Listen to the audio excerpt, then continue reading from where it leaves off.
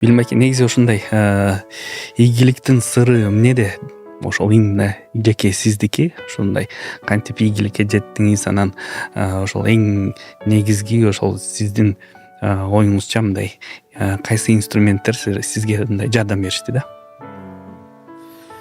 Ийгиликтин эми сыры дегенде бул жерде азыр эне жөнүндө айттык, ата жөнүндө дагы эми ушул ийгилик менен мындай кошуп неме кылып айтып кетейик. Болсо сиз айткандай ошо атабыздын да аракети болсо керек. Кыргызда макал бар, көчөт тиксең мөмөсүн татасың депчи.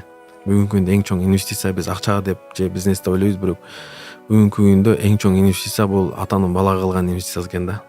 Атаны көрүп бала өсөт деген чын экен да. Дүйнөдө бир эле инсан бар, аламды 6 жолу айланып чыксаң дагы ал адамдай таппайсың да. Мен көрбөгөн кыйынчылыкты көрбөсүн, бирок мен көргөн жакшылыкты ушул көрсүн деген дүйнөдө жалгыз эле бир адам бар. Ал сенин атаң да. Ушу атаңды койгон күнү адам түшүнүш керек экен, жашоодогу сен эң жакын адамыңды койдуң да. Жашоодогу эң жакшылык каалаган, эң сенин тирегиң болгон, сен эң асканзоо болгон, сага жашаганды үйрөткөн, сага дубасын берген бул сенин атаң экен да. Качан сен атаңды койгон күнү шытай, сен жашоодогу эң жакын адамыңды койдуң да. Аталар ушундай азыр, мисалы Нурсултан айтчы, жумушта азыр мынакей канча подкаст тартып атабыз. Үйгө барганда балаң чуркап чыкса, канча сен чарчагандан баарын унутуп коесуң да. Канчалык нерв болсоң, канчалык банкрот болсоң, канчалык болсоң дагы бирок сен эшикти ачканда балаң жүгүрүп келгенде бардык сенде дүйнөдөгү проблеманын бардыгы унутулат да.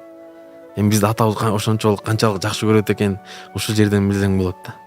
Аталар ушундай экен да. Мейли, мен ден соолугумду жоготсом жоготоюн, ар намысымды жоготсом жоготоюн, бирок мен үй бүлөмдү жоготпойн. Мен мейли ачка калсам ачка калайын, бирок менин балдарым ачка калбасын депчи.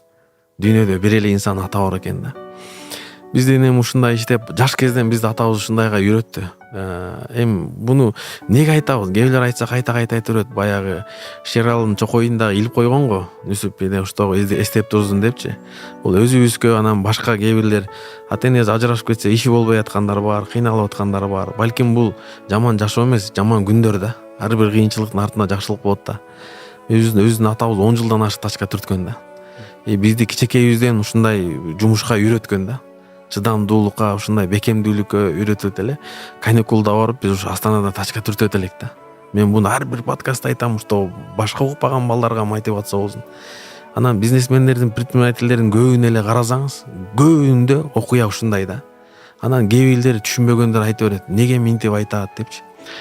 Бала атасына, мисалы, бийлик атасы өттү, бийлик өтүп кетет экен да.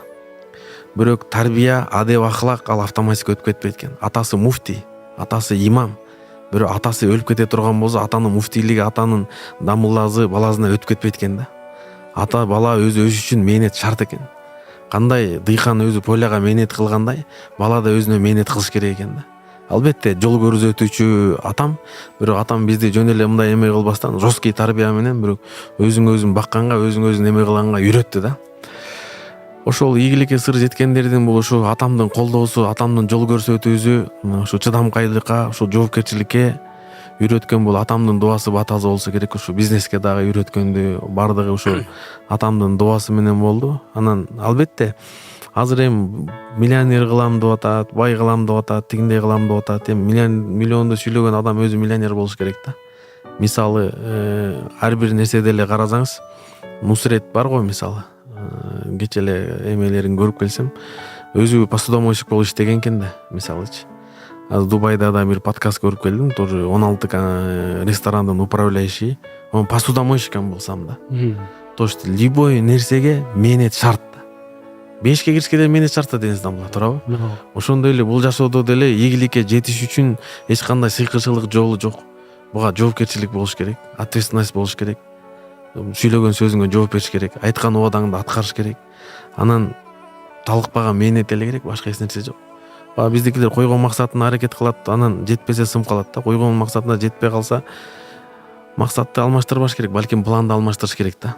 Анан жоопкерчилик, туруктуулук, тажрыйба менен, ошо менен эле ийгиликтин сыры го дейм. Башка бир мындай чуда нерсесинде эле канча иш-кыдырды көрдүк, дүйнө жүзүн кыдырып көрдүк, бирок андай нерсени деле көрбөдүк да. Жалкоолук жанга жетет дейт го. Ошон үчүн жалкоо болбой күн түнү аракет кылып иштеш керек, издениш керек, ушундай эле жол бар го, менин оюмча.